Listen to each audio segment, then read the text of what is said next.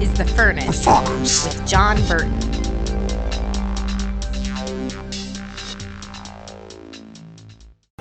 All right, everybody, so this one is going to be raw and full of fire. And wrote an article, and here's the title of the article. Pastors are done with church as usual as they continue doing church as usual. And so we're going to talk about this distaste and dissatisfaction with church as it is, and how the remnant, revival-minded, prayer-driven, believers they're done. They're just done. Yet, and I hear this from pastors where they're done too, but they keep doing the same old thing. So we're going to talk about this today. Before I get into this, I want to encourage you to friend me on Facebook, as long as you are not sketchy.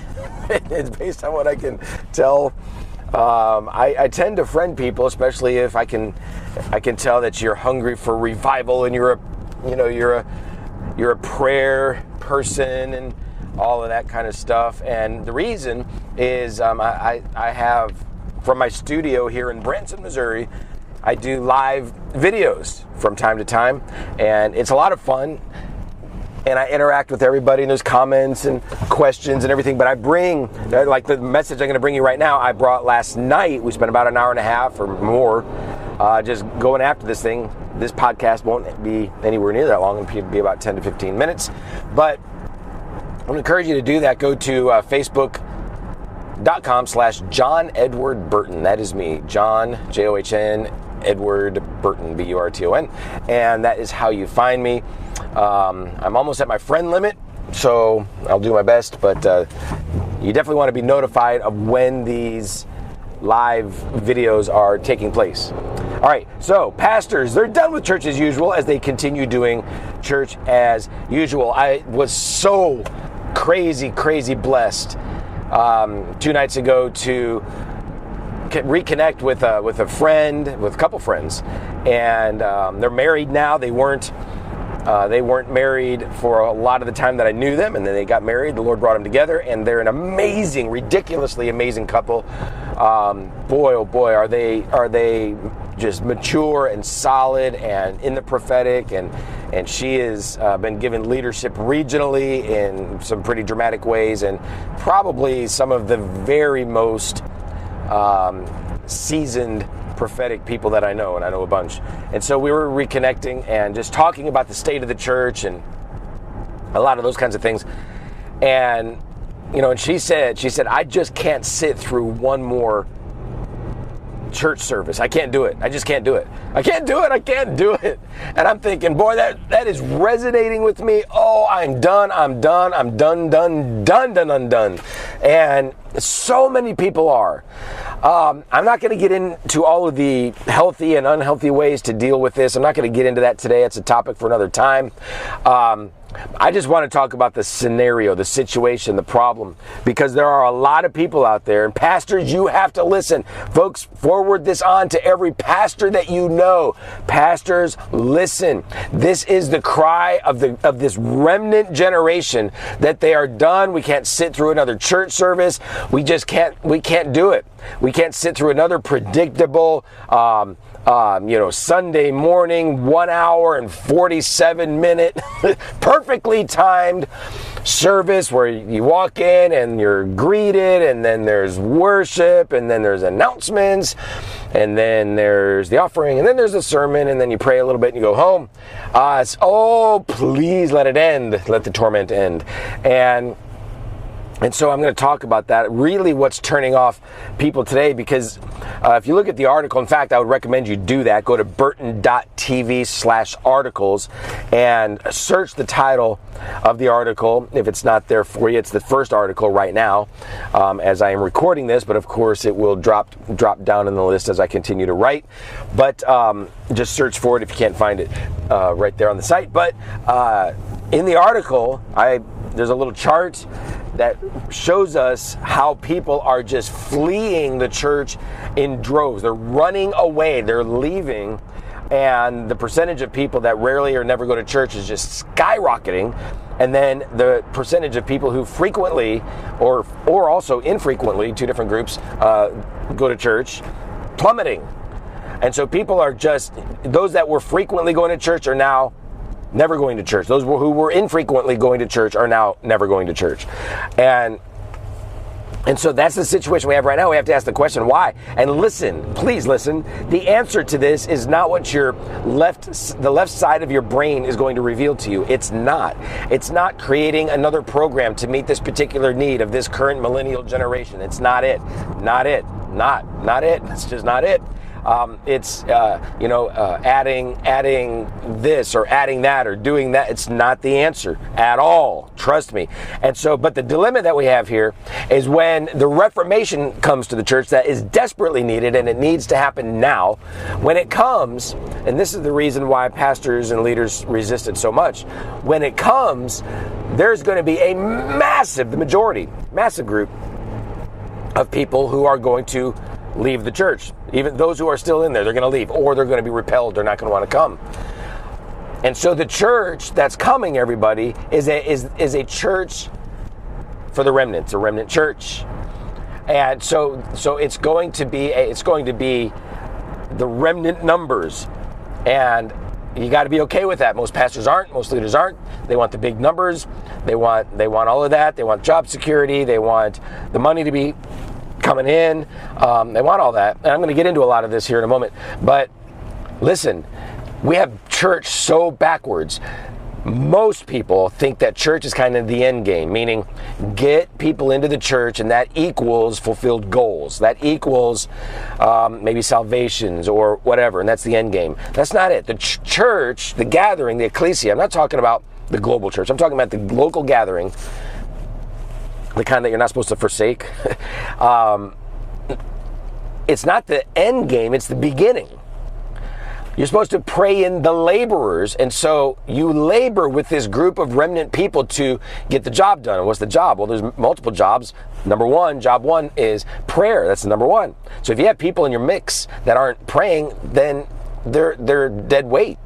If they're not intercessors, if they're not contending, right? And so you need to gather these people to contend in intercession, to go to war, to go to battle, to be equipped to do all these types of things. So the church is the starting point, not the finish line. Okay, and think about it this way. And I shared this last night. If you have let's say you own a McDonald's, and do you need 1,000 people, 1,000 laborers to run the McDonald's to get the job done? You don't need that.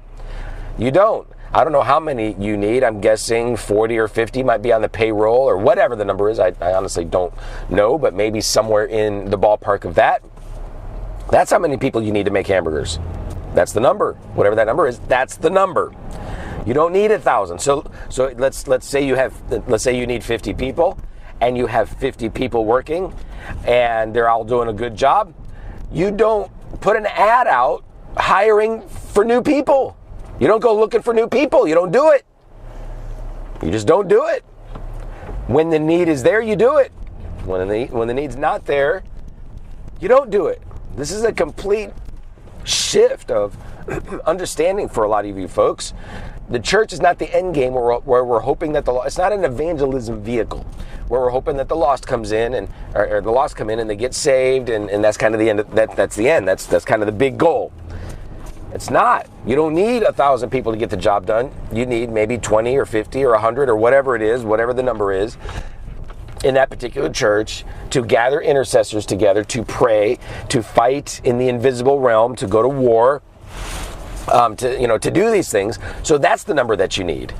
And of course, if more people cruise on in because they like what's going on, that's great. That's awesome. But you don't deviate from your mission, right? And so what happens if you get a lot of kind of spiritually interested people as opposed to fervent, laying down your life, taking up your cross people, then you're going the mission is going to be compromised. Now you've got maybe 50 remnant in the church, and all of a sudden, you've got 500 that are just kind of spiritually curious and moderately connected, and now they're going to put the biggest demand on the church, and now everything changes and there's compromise, and you can't have the spirit of prayer in the place like you did, and on and on. Doesn't mean you can't have a big church. You got to understand what I'm saying. There are some, it's not common, but there are out there where everybody could be 1,000 people or 10,000 people. You think about the largest church in the world, 1 million people in Korea, and everyone locked in, praying, on fire, burning, doing their job. And so that's the purpose of the church. You need enough people to make the hamburgers. That's what it is. And so let me quickly go through this. Church as usual, I believe we need to eliminate that, eradicate that. But the question is, why are people running? I'm talking about the remnant. Why is the remnant fleeing the church? And I'm not addressing whether it's right or wrong, whether they leave. I'm not talking about that right now. I'm talking about just why. What are their reasons? What are the excuses? Why are they doing that? Or why are they not going in the first place? I talk to people all the time. They're like, John, I can't find a church. I can't find a church anywhere like I'm looking for. Like you talk about, John, I can't find a church anywhere. And I know, I feel their pain. You can't do it. And if people find one, they'll move 1,000 miles or 2,000 miles to go to that church because it's so rare to find a church like this. But these are reasons. Number one, very quickly, boring preaching. Pastors, guess what? It's probably easier to find someone who is more gifted, more compelling, more powerful, more anointed, and more able to bring the word somewhere online than you are able. And it's probably easier to find really excellent Bible resources online than it is, in the church. And I'm not being cruel. I'm not trying to be mean, but I'm trying to make a point. The point is, we don't want to sit there over 45 grueling, horrible minutes, or whatever the length is, God forbid, an hour, where a pastor is just regurgitating Bible information. And we don't want that. Oh, please let it end. Let the torment come to an end, right? And we've all experienced that. What we want is somebody who is burning in the place of prayer. So this really isn't about boring preaching. It's about the lack of a spirit of prayer. Why is the remnant leaving the church? A lack of the spirit of prayer. You give me someone that has no ability, no public speaking ability. They are not an orator, yet they are burning in the place of intercession. They are rocked by God. I mean, there's a tremble in their spirit. They're just radiating, and the revelation of God is exploding. They open their Bible, and it just jumps off the page and smacks them in the face and just sends them to their knees, and they're crying out to God. Give me that kind of a person behind a pulpit where you just walk in and all of a sudden that tremble fills the room and they haven't even opened their mouth. And then they with tears in their eyes, they're releasing these oracles from heaven. Give me that person. See, why is the remnant leaving the church? Because we don't see that person behind the platform most of the time. Again, I'm not being mean. I'm not being cruel. I'm not. But I am boldly calling pastors to stop with all the quote-unquote sermon preparation. You're supposed to spend an hour preparing for every minute that you preach. That's nonsense. It's ridiculous. So they're sitting there with their logical, intellectual understanding of what's going on, and they're spending 30 hours to preach 30 minutes, right? And it's insanity. Spend an hour in the glory. Spend 10 minutes in the glory. And you've got a message that can be a series for 10 weeks. I mean, there have been times when the Spirit of the Lord has just hit me, and in less than a second, I had a 4-week sermon series. Boom. Just like that.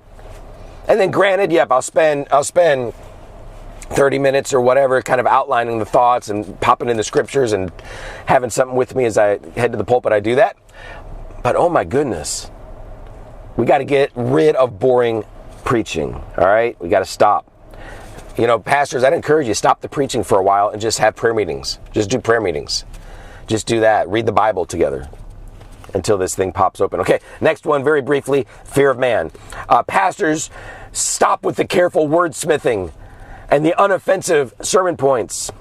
It's time for the troublers of Israel to arise, everybody. Preach on fire and shake the casual out of their stupor. You know, you've got to say what needs to be said. Quit worrying about people leaving. Let them leave with the money still in their pockets. Tear down strongholds. Go after false teachings. Rip up what the enemy's doing. Just destroy the kingdom of darkness. Deal with apathy. I mean, shake people. Step on toes all over the place.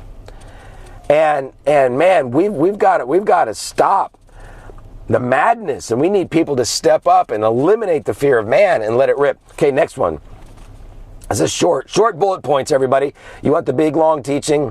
Go to my Facebook. It's on there. You can see last night's video. How about the tired order of service? Oh, please let it end. Where it's just predictable. I mean, there's pastors out there where they can't function unless there's an order of service. Just stop. Hey, just open the service with people groaning in the spirit. Do that.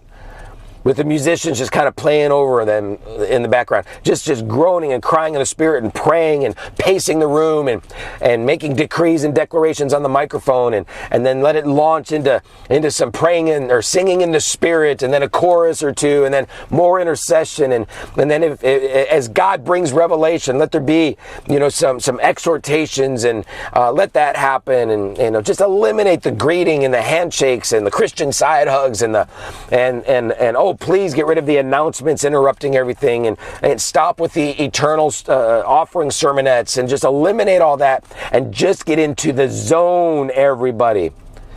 Tired order of service. We got to let that go. Again, get in, search for this article. There's a lot more info. Next reason why the remnant is leaving the church. No revival emphasis. Usually when pastors talk about revival, in their minds they're talking about their own church growing, about God doing something in their church. And the moment you hear that, you know that they do not understand the pursuit of revival. Because revival is a regional outpouring, and so we need to give ourselves to a regional outpouring. It has nothing to do with church growth, has nothing to do with God showing up in our four walls, not at all. And I always think back to the time when I was in Detroit, and there was a move of God about 45 minutes away. So for 28 straight days, every single night, we drove 45 minutes. Our church, I canceled everything at our church except we did have a weekly service. That's it. But that night we were also at this place in Dearborn, Michigan. And so 28 straight nights. I took one night off. They made me take a night off. I didn't want to, but I did. And so, but 28 nights. And we were there because the pillar of fire was there. That's where it was. It wasn't in my church. I'm not saying that God wasn't at my church. I'm just saying there was an unusual happening at that church. And there was a convergence. And so I canceled everything in my church. I didn't care about my church. Didn't care at all. Not a bit. I didn't care. I didn't care if we lost people. Didn't care if people got frustrated because we were driving 45 minutes away. Couldn't care less. And we did it. It was powerful, and we were very active in intercession, and we were there very early, leading intercession before the service, and man, I mean, that's what it's all about. So the revival emphasis, that's what it looks like. It's not, let's just talk about revival or hold some sort of a revival or bring in a guest speaker and hope revival breaks out and to where it's kind of in our church. That's not it. And remnant people can pick up on kind of a false revival position pretty easily. All right, next one. The prophetic is minimized. I personally believe, everybody, that churches that don't embrace prophetic ministry are significantly out of line. Without an active and vibrant prophetic culture in the church, it will feel dead, it'll be misguided, and it'll muzzle those who have a mandate to release critical revelation to the body, everyone. A prophetic culture, it's going to result in an electric and urgent and supernatural atmosphere. It's fueled by a constant spirit of prayer. And that's what we need to see in our churches. We must have prophetic churches. Man, not a prophetic night, not kind of a prophetic element, a prophetic, all-encompassing, saturating culture that drives the church. All right? That's why the remnant's leaving. They don't see that. Next one, A focus on church growth. Oh, please stop the madness, pastors. Stop it, stop it, stop it. Stop it, stop it. We can't do it anymore. Stop having numerical goals. Stop. Why? Remember, how many do you need to make the hamburgers? How many people do you need to gather together and to pray? It's not that many. It's just not that many. And I know a lot of you are thinking, oh, wait a minute, but I want people to come in and get saved. The church is not an evangelism vehicle. And can they come in and get saved? Absolutely. But they need to come in and get saved in the furnace of intercession. So the emphasis should be on burning. The emphasis should be on contending and going hard after God. And don't worry about the numbers. Don't worry about it at all, not even a little bit. As soon as you have the laborers that you need, and I'm talking about laborers to pray. I'm not talking about laborers to run your children's ministry. I'm not talking about laborers to do this project or that project or run a program or whatever. I'm not talking about that at all. I'm talking about laborers who pray. Okay? Once you get them, and they will be involved in other things, don't you worry, but when you get them, then you've got this well-oiled machine that is contending against the darkness and advancing the spirit of revival and the spirit of prayer in a region. Okay, this focus on church growth, it feels very self-serving.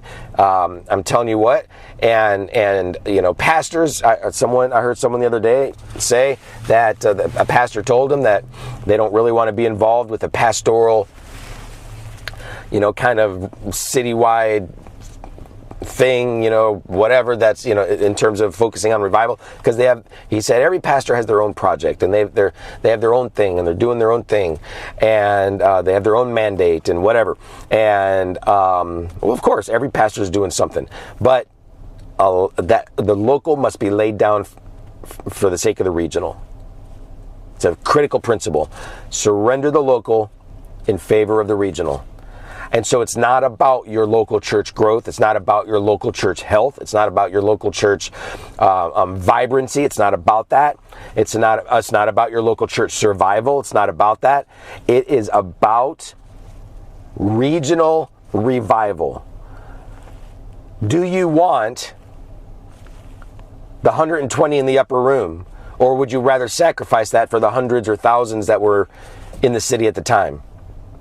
I saw a meme, and someone with a freaked out face, and the meme was that look a visitor gets when the lady next to him starts praying in tongues. And I commented on that post, and I said, serious question, would you rather have the visitor or the lady praying in tongues? And for most churches, the answer, they may not verbalize it, but the answer actually is the visitor. So they want to minimize tongues, and they want to minimize the activity of the Holy Spirit. They want to minimize that for the sake of visitors. Not only that visitor, but other visitors. And they want to eliminate things that would freak out the visitors. And you need to read an article that I wrote. It's on my site, and it's also on Charisma Magazine's site, titled, "It's Time to Start Scaring the Visitors Away from the Church." We need to scare the visitors away from the church. Why? It's not about church growth. It's not about visitor assimilation. It's not about that. Eliminate that, pastors. Get rid of it. No more. Never again. It's all about gathering the laborers and getting the job done. All right, next one. No supernatural activity. This is why the remnant is leaving the church. No supernatural activity.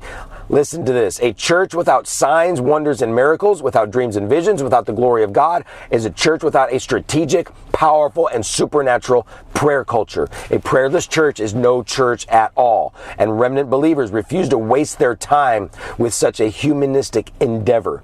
We don't want to be involved in something where you're not contending for supernatural activity. And man, I'm telling you what, in the churches that I led, we didn't go after it in terms of like, we weren't praying for these manifestations, but they happened. And we had remarkable, insane, incredible, ridiculous supernatural manifestations and wonders and signs and, oh my goodness, healings, and oh my gosh, it was incredible. I've written about a lot of it in my books, and I mean, some of the very simple things, as there were, you know, oil manifesting on someone's hand, gold dust manifesting, the mist of God's presence, you know, and a gold tooth someone received. They wanted one, and God gave them one just suddenly in one of our services. And, you know, I know some of you out there are like, well, what is the point of that? I don't know. I think the point of it is to increase people's faith. You know, the way I like to say it is, you know, when a snail is moving across the sidewalk, that the snail kind of leaves a trail behind it. It's what God does. God shows up and he leaves a trail. There's things that happen. I don't go seeking after those things. I don't even need those things. In fact, someone asked me yesterday during the live video, should we be contending for that kind of stuff? Specifically, those types of things. No, you shouldn't. Just don't, But contend for God to move, contend for supernatural manifestation in general, say, God, I want you here, do whatever you want, come as you are, do what you want, be you be you, God. And so, what do you do when it happens? Deny that it's happening? Well, of course not, it happens. And yeah, supernatural activity, where is it in the church today? We should be aggressively believing for the wonders. All right, next reason why the remnant is leaving the church. Controlling and restrictive leadership. Leaders, you need to raise up your laborers and then be ready to let them go. Don't hold on to them, let them go. No control, no restriction, train them up. Hold them accountable, certainly, as they're under your leadership. But then guess what? There might come a time when they are called to plant a church, maybe 2 blocks over from where yours is. Are you going to be okay with that? They don't, and let them go. They don't have to be under your covering. They don't have to be under your authority. They don't have to. They can if they want to. They don't have to. It's not a big deal. Let them know that you'll be there for them if they need you, and bless them, release them, let them plant that church 2 blocks away. Guess what? Let people in your church go and help them. Let your church diminish for the sake of a new work. And hey, guess what? Give them money as they go, and as they grow, and if they grow bigger than yours, bless them and celebrate with them. Go over there every now and then and tell them how proud you are of them. How's that sound for healthy biblical leadership? No control, no restriction. Yes, training. Yes, accountability. I could come at this from another direction too, where we don't want all of these crazy, immature people recklessly, haphazardly doing things. No, not at all. I'm not talking about them right now. I'm talking about leaders, and this is why the remnant's leaving. Okay, next one, almost done. No legitimate vision. Vision is not how many new people are going to be in your pews, or if you're going to add a second campus, or it's not based on numbers. Vision's not based on numbers, and most pastors don't have vision. Vision is something that is supernaturally infused, where you're sleeping in the night and you have a visitation of God, and He burns in your spirit, and you wake up and you're trembling and sweating and weeping, and God shakes you and gives you this mandate, and you'll never be able to shake it the rest of your life, and you have the smell of smoke on you everywhere you go, and it's very personal, yet you invite other people to participate with you, and you're locked in and you're going after it. That's what it's all about. That's the vision. People want to follow leaders with a vision like that. Okay, the last one is an interesting one. A misplaced emphasis on worship. Let me just read this to you. This is out of the article. In many churches that consider themselves to be supernaturally motivated, a spirit of prayer has been replaced by a strategy of worship. Emphasis has been placed on an excellent musical experience, believing that it's the highest form of supernatural expression and the quickest route to fulfilling the goal of introducing a spiritual element into the service. A 60-second prayer, as the worship team members hold hands in a circle on the platform, is usually followed by an hour or so of practice. I'll say this as clearly as I can. A spirit of true worship cannot come without a spirit of fervent prayer leading the way. Some of my favorite worship experiences have been in churches with a single ragtag guitar playing leader, sometimes with other musicians and sometimes not, who just bleeds intercession. You can see it, you can feel it. They play spontaneously in the spirit with no song list, no script, no karaoke sing-alongs. Intermixed are songs in tongues, tears of passion, and powerful prayers and declarations. The people are undone, rocking, trembling, and deeply hungry as the Holy Spirit whips through them like a mighty wind. Compare this with highly polished, well-orchestrated worship sets with surface-level manufactured exuberance that any discerning remnant believer can pick up on with their eyes closed and their hands tied behind their backs. Again, no spirit of prayer, no spirit of worship, period. And that speaks for itself. It's time to eliminate church as usual. It's time that we just shift this thing on a dime, immediately shift it, understanding that there will be pretenders There will be those who are simply curious, those who are spiritually kind of just a little bit interested that they will leave, but you're going to be trading them for those that you need to make the hamburgers, those that you need to get on the wall and pray, those that are going to stand in the gap, those that are going to contend with you. It's okay. Let the remnant come in. Pastors, let the finances disappear from the church. Get a second job. Go to work somewhere. Do whatever you need to do. Gather your remnant. Do it. And put the pressure on the pretenders, because I'll tell you what, as soon as the fire starts to rage in your church, there's going to be trouble. Because those who are not willing to go to the place that you're leading, those who are not willing to pay the price, those who don't want to go deep, those who don't want to be consecrated, those who don't want to die to themselves, they're going to start accusing, they're going to start gossiping, they're going to start murmuring, there's going to be a mutiny, they're going to rise up against you, there's going to be accusation, it's going to happen. And you've got to be ready for that. Are you okay with that? You've got it. I'm telling you what, everybody, as soon as you start moving in that direction, you'll know. You'll know when you're moving in the right direction, when the pretenders start resisting you. And you've got to be okay with that. Let them go. Encourage them to go. Because you're going to be drawing in a mighty army that's not there to be entertained. They're there to lay down their lives for the sake of a mighty vision. Those are the people that you need. All right? The remnant, they're scattered, right or wrong. Most of them aren't in churches right now. The reason is, Pastor, because of a lot of what I'm talking about right now. They're bored. They're completely disconnected. They're tired of the games. And they're looking for a legitimate move of God. And they've determined that move of God is not happening in your church. What are you going to do about it? Thank you for listening to The Furnace with John Burton. You can access media, read articles, and partner with the ministry online at burton.tv. And by all means, share this podcast with those who are hungry for revival, reformation, and revolution.